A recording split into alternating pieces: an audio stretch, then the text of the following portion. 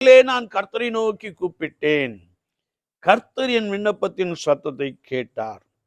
அதே வசனத்தை சங்கீதம் 18:6 நாம் வாசிக்க முடியும். அது மாத்திரமல்ல, இன்னும் கர்த்தருடைய வார்த்தை சொல்லுகிறது, கர்த்தர் தமது பரிசுத்த ஆலயத்தில் இருக்கிறார். ஆபகுக் 2:20 நாம் வாசிக்கின்ற பொழுது, கர்த்தரோ தமது ஆலயத்தில் இருக்கிறார். யாரெல்லாம் கர்த்தருடைய சமூகத்திற்கு சென்று கர்த்தரை நோக்கி வேண்டிக் கொள்ளுகிறார்களோ, ஆண்டவர் அவர்களுடைய சிறுமையை நீக்கி போடுகிறார் என்று வேத வாக்கியம் மிக ஆழமாக கற்றுக் கொடுக்கிறது.